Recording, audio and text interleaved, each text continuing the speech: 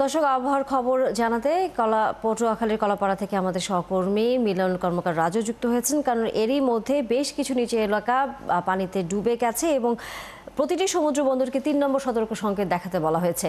আমরা সেই খবর জানবো। রাজু, আশা করি আপনারা আমাকে শুনতে পাচ্ছেন। এই দুর্যোগপূর্ণ আবহাওয়ায় ৩ নম্বর সতর্ক সংকেত দেখাতে বলা হয়েছে গতকাল থেকেই, আমরা জানি আবহাওয়া অফিস। সেই সতর্ক সংকেত বেড়েছে কিনা, আর দ্বিতীয়ত দুর্বল যে বাঁধগুলো রয়েছে, আমরা জানি যে এই সময় যখন ভারী বৃষ্টি হয় তখন হচ্ছে এই দুর্বল বাঁধগুলো ভেঙে যায়, সেই বিষয়ে কোনো খবর আছে কিনা আপনার কাছে? ধন্যবাদ তানিয়া। বৃষ্টি কিন্তু অব্যাহত রয়েছে গতকাল রাত থেকে আজকে এখন পর্যন্ত। বৃষ্টি অব্যাহত রয়েছে এবং মুষলধারায় বৃষ্টি। এই কিছুক্ষণ আগে বৃষ্টির প্রকোপ একটু কমেছে, কিন্তু বৃষ্টি থামেনি। আর বাঁধগুলির যে অবস্থা সেটা হচ্ছে যে আপনি জানেন, দেখো কিন্তু নদী এবং সাগরের জোয়ার হচ্ছে।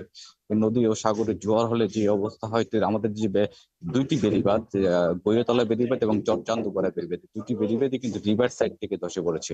এবং রিভার সাইড থেকে ধসে যাওয়ার মূল কারণ হচ্ছে যে অতিরিক্ত জোয়ারের পানির ঝাপটা থেকে এই বাঁধগুলো কিন্তু রিভার সাইড থেকে ধসে ধসে আস্তে আস্তে কিন্তু বাঁধগুলোর স্থায়িত্ব কমতে থাকে এবং লোকালয়ে পানি প্রবেশ করে। এবং এর কারণে যে দুরবস্থার সৃষ্টি হতে পারে সেটা হচ্ছে যে নীলগঞ্জ এবং লালুয়ার যে ৮টি গ্রামের মানুষ কিন্তু ঝুঁকিতে রয়েছে এই বৃষ্টির মৌসুমে। আপনি যে আবহাওয়া অধিদপ্তর থেকে যে বৃষ্টিটি বলা হয়েছে, আরো ৩ থেকে ৪ দিন এ ধরনের বৃষ্টি থাকতে পারে।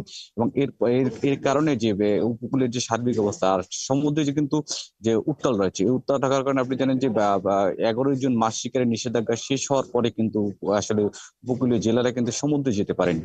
এই কারণে যে উপকূলে কিন্তু মাছের তীব্র সংকট দেখা দিয়েছে। এবং বিশেষ করে সামুদ্রিক মাছ নেই বললেই চলে। এবং দু একটি ট্রলার ঝুঁকি নিয়ে মাছ চলা সব গভীর সমুদ্রে গেলে কিন্তু ট্রলার ডুবির ঘটনাও কিন্তু ইতিমধ্যে কয়েকটি ট্রলার ডুবির ঘটনা ঘটেছে।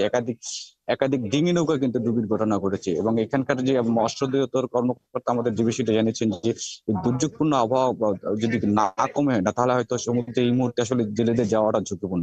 আরেকটি বিষয় আপনাকে জানিয়ে রাখি যে পায়রা সমুদ্র বন্দরে ৩ নম্বর সতর্কতা সংকেত চলায় কিন্তু বর্তমানে কলাপাড়া থেকে যে খেউপাড়া টু ঢাকা যে সরাসরি লং চলাচল, সেটি কিন্তু দোতলা লং চলাচল বন্ধ রয়েছে। তবে ঝুঁকি নিয়ে কিন্তু যে ছোট লঞ্চ গুলো সেগুলি কিন্তু কলাপাড়া রাঙ্গাবালি রুটে চলাচল করছে। এবং আজকে এখান থেকে যে আমাদের এখানকার লঞ্চ ঘাটের যে কর্তৃপক্ষ তারা বিশেষ তারা কাছে ছোট লঞ্চ গুলো চলাচল করছে। তবে বন্দর সতর্কতা সংকেত থাকে, তারা কিন্তু আসলে বড় লঞ্চ গুলো এখানে আছে। গত ২ দিন ধরে কিন্তু এখানে লঞ্চ আসেনি। সেখানে এই কারণে এখানকার যে কোনো ধরনের নির্দেশনা না থাকায় যে যাত্রীরা কিন্তু ঘাটে এসে কিন্তু তারা পেরে যাচ্ছে।